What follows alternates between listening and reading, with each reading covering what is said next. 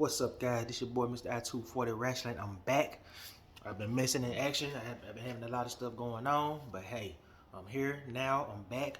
I'm happy to see you guys. If you're new to the page, comment, subscribe, hit that notification button. Hey, let's get into it. I'm here. I'm back. Let's go. This episode called "Be Patient" is happening. So the first subject I want to talk about, I think we might get that Dominic heel turn. I think it's time. It's much needed.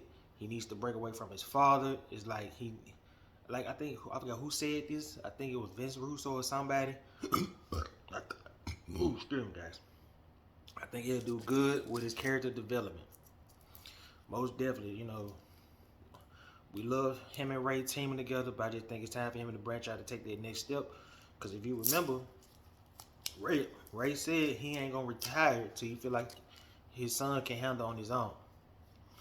Now, I think Dominic's a good wrestler. I think he's pretty good and stuff like that. I just think it's time for him to do his own thing, become his own man, and branch out for his father. Because at this point, Ray just doing it for his son and for the love of the business. Ray don't need no money. If you follow Ray Instagram and you see Ray do this for the love of the business. So he doing it more for his son, and he's not trying to live off his son's coattail. He's just trying to teach his son the ropes of the business. Especially with the teasing of the heel turn, especially after Edge had speared him like 2 weeks ago, and then they had that locker room confrontation like a week or two ago, and you seen that dramatic scene when he tried to apologize to Dominic and Dominic pushed him. That was a good tease scene, so it's kind of seasoning the heel turn. And plus, there's another little seasoning with the Rhea Ripley talking about I'm your poppy and all that. That's kind of cool too. So it's just like, I don't know if he might do it at the Clash of the Castle, but I can just tell it's happening. Or it might not happen, especially with the Bray Wyatt rumors of being being the leader of Judgment Day or whatever. But if the Bray plan don't work, I can see Dominic taking that next step in his career. He needed bad, because I just feel like as fans, we don't know who he is. All we know is you're Rey Mysterio's son. At this point, it's just like we just know you as Rey Mysterio's son, and I just think he need to bring more to the table, and he need to attack Ray. If that heel turn do happen at Clash of the Castle, he need to attack his father. There'd be a symbol of betrayal, like on some Lion King stuff, except they ain't brothers, but how Scar betrayed Mufasa. That'll be something like that, and that'll be perfect if it's executed right. Because if it's not executed right, and he don't get no response, it's gonna be a major flop. It's just like when I don't know if y'all remember this on the episode of Total Divas. I think it was season 2 or 3. And y'all remember when Natalya was trying to find her itch as a heel at that point? They were like a 3rd, 4th, 5th year WWE at that point. But y'all remember she attacked Nikki Bella and she got no response. So that's kind of going, yeah. And she was upset and crying, and I'd be upset for him if he don't get that type of response and stuff like that, because I think he's pretty talented. He just needs a little more work in the ring. Without his father, he need more single matches, most definitely. And I ain't talking about no goofy stuff. I'm talking about he need more single matches, because he showed what he can do with Seth Rollins. But ever since then, I feel like we haven't seen the best of Dominic, and he needs work on the mic bad. But I just think with Judgment Day, he'll be good, because out of all 4 of them, Rhea Ripley's kind of decent on the mic, but all of them solo on the mic ain't that good. Maybe Damian Priest, he alright. Finn Balor kind of stepping up. Now that Triple H running the show, he can be himself. So Dominic could be pretty good if Triple H let him be himself. So I think it'll probably work out pretty good, stuff like this. So I'm looking forward to it. I'm liking the teasing, just like this past Monday when they attacked Judgment Day and Rhea Ripley finessed them after kendo stick and stuff like that, and he dropped it and stuff like that. So we gonna see. Another thing I want to talk about. Can't believe it, but Dexter Lumis is back, and I must say, I can't believe I'm saying this, but well, I've been impressed with his company, how they building him up since he came back. I think this was the Dexter Lumis that we needed. And folks, like, it was kind of a disconnect. I don't think it was a disconnect. It just he needed a broader audience to show what he's trying to do, to bring out that Undertaker weird, creepy, scary vibe. You know, I just think he needed a broader audience versus the NXT crowd. You know, especially during the pandemic and stuff. So it was kind of hard to disconnect. It was kind of hard to connect their character at first until he got with old girl India Hartwell. Then it started getting this steam and stuff like that. And you know, he's been doing pretty good. At first, it was looking kind of iffy, but I like how they got the direction going towards the Miz. I just hope they don't make that a comedy match. I think it could be a good match. Because to be honest with you, a lot of folks don't believe this, but Dexter Lumis is a pretty good wrestler, or AKA Sam Shaw for all you Impact fans. You know what I'm talking about. Let's get straight to it. But I'm just playing. But I just think, ooh, just got burped. I think it'll be a good feud. And if it's, you know, they building it right, and if they involve Tommaso, you know, in some shape or form, and add on to it, or hell, it could be if Johnny Gargano ain't busy with Austin Theory, put him in it. You know, unite the waist and somehow, you know, well, minus Candice, of course. Triple H is doing a good job so far, but like Roman Reigns said, like a while ago, like everybody's happy that he's running the show. But let's pause it, guys. Let's pause it. This is the honeymoon phase. We need to see how the relationship is when times get hard. You know, right now everybody excited. You know, everybody getting booked. We all love each other. But there's gonna be days where, hey man, you ain't gonna be on the show. It's gonna be days where you ain't gonna be on SmackDown. It's gonna be days where you're gonna be on Superstar. Not Superstars, but Main Event.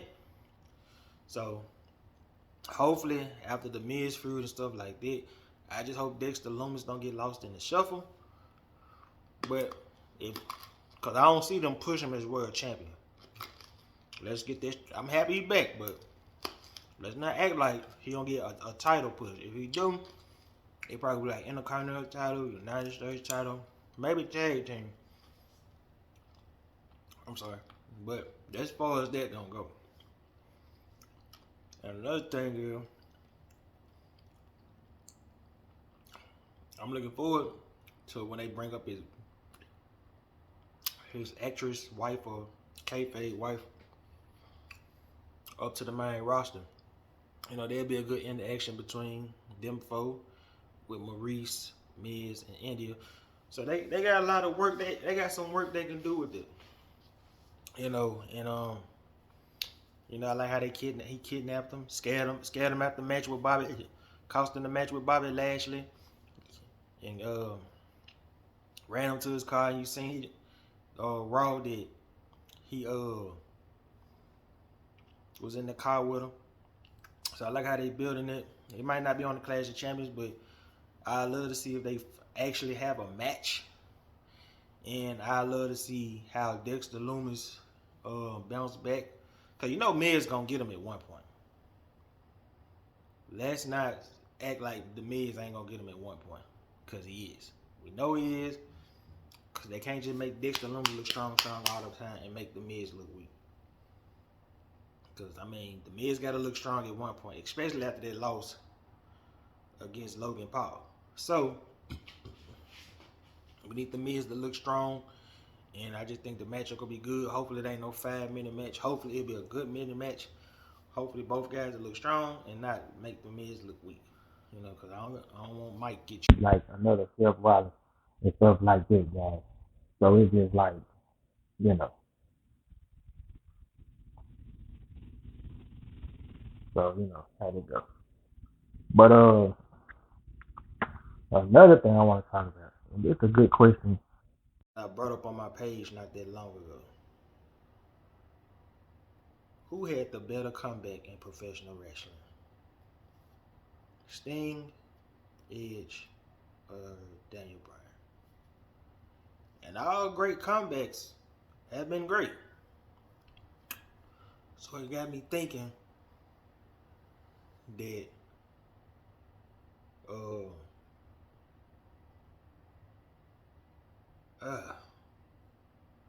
I'm gonna have to go with Sting. Sting, cause yeah, I understand. Sting was, boy, he in 60 something, so at that time was self-injured him. We thought he wasn't never coming back. Then you looked up like 4 or 5 years later, or I think 5 years later, he on AEW. Cause y'all gotta remember, if y'all saw that Night of Champion championship match in 2015, man, Steph messed him up with that turnbuckle powerbomb. And then you can see where Sting landed. His Sting was dead weight. And I don't think Sting wanted to retire like that. I'm pretty sure he wanted to come back to WWE, but I guess Vince didn't want that responsibility. They were like, he should have let Sting come back, but you gotta understand from Vince's point of view too. What if it go wrong? Everybody gonna blame Vince. Just like with Chris Benoit, everybody blame Vince. You see what I'm saying? So Vince looking at it from, at that time, a business aspect. And plus he look like, man, Sting old. He ain't got nothing to offer. Why would I bring him back? I feel like Sting ain't never forget Seth Rollins, but let's not act like Sting ain't never hurt nobody in the ring either. Now, you heard Rick Rude now at one point. I think it's rumor, I don't know, but I think I did my research. I think you heard Rick Rude too now. Come on. Well, he ain't in his career, of course, but I don't know if you ended his career, but that's a whole nother story. So, it's just like, I think Sting was a great comeback. Edge was a great comeback too. But Edge kind of walked out his own terms, but then I forgot that 2 weeks before his WrestleMania match, when Del Rio hit him with that chair, and then he was just laying there with dead weight, and he said, I think he struck a nerve or something in his neck. I don't know how Edge did that, to be honest with you. Like, to go out there and still compete at WrestleMania, and retain his belt, I don't know how he did that. And I think Edge was out for what? Edge was out for 12 years? No, 10 years. And he made a comeback and, won the Royal Rumble. That was amazing, even though I feel like it should have been him and Roman versus Daniel Bryan. And add Daniel Bryan in the match, that didn't make no sense. Screw. And then on top of that, I was gonna say, this my neighbor, I'm sorry. But I just feel like Edge was kind of cool, but at least he had 12 years. Sting would have did it with the 5. And then of course you got Daniel Bryan, comeback of the season. See, Daniel Bryan could have got neck surgery at that point, but he wanted to do it the natural way. So it's kind of like he was forced to retire, and like when he could have got the surgery. But I understand why he didn't want to do it at the time. If you watch Total Divas and stuff, they was talking about it, he wanted to naturally heal and stuff like that. That's why I placed it third, because he could have really fixed that. But I could understand he didn't want to go through all that surgery and stuff like that. So it's just like, that's why I placed it third. It was a good comeback, him going through Shane and stuff like that, and fighting KO and Sami Zayn. That was a great tag team match at WrestleMania. And then him versus The Miz at SummerSlam. Very underrated SummerSlam match and stuff like that. So you gotta think about that. So that's why I say Sting out of all three of them was a great comeback. The next subject I want to talk about. Ooh, snap. It's time to move on, man. Brett. Ooh, screw. It's time to move on. Just saying, man. Like, I understand you still hate Goldberg, and I understand. I would too, especially if he forced me to retire, and then he forced me to have a stroke. I hate that man too. But at one point, if you could forgive Vince A guy that got your brother killed. Let's put that in context. Let's put that in the atmosphere right now. If you can forgive him, I know you can forgive Goldberg.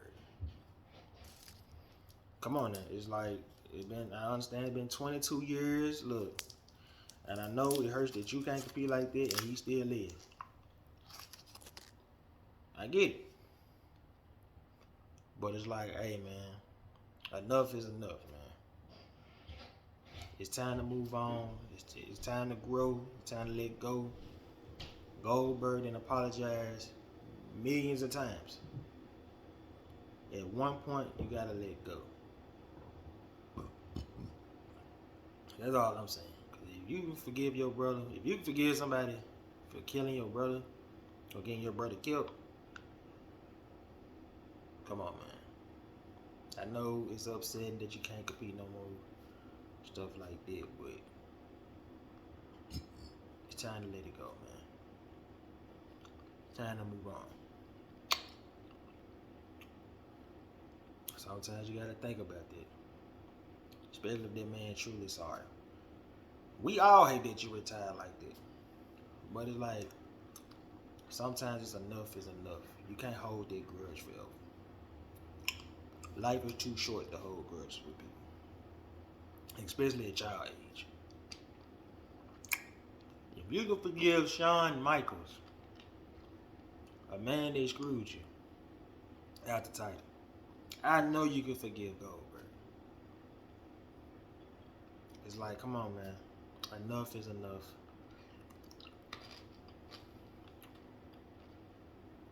It's time to grow up, man. It is what it is.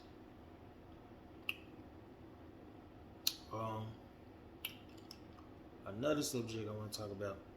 Ooh, excuse me. Was Vince really trying to bury Walter? What was you thinking? You made this man lose weight. Why was you trying to bury this guy?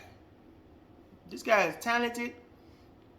Every time it's cold as hell, and you want to bury him. Why? I'm gonna say it. You can mark my words on them. I believe Vince was jealous of Triple H in the NXT, the black and gold NXT.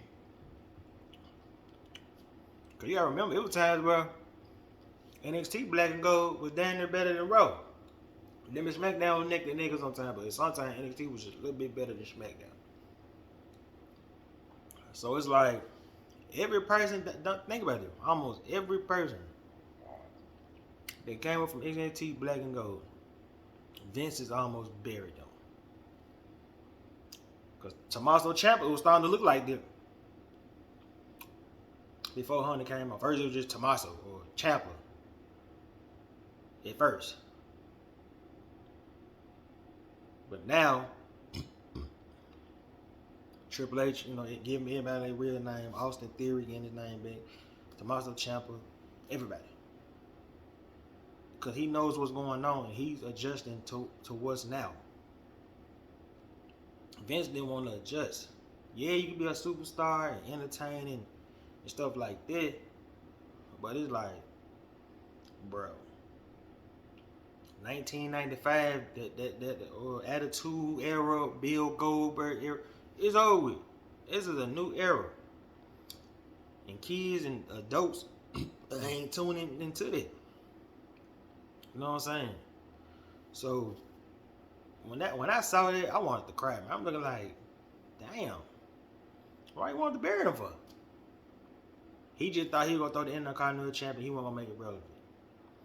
Wrong. Well, we see that Gunther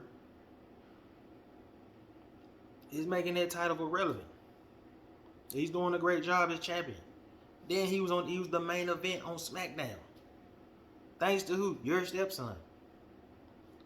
It's like, come on, man. You can't be burying folks out here like that, man.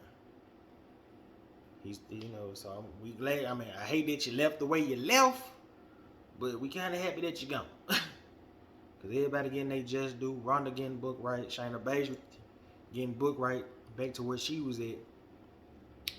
Because Triple H see the talent within these folks. You see what I'm saying?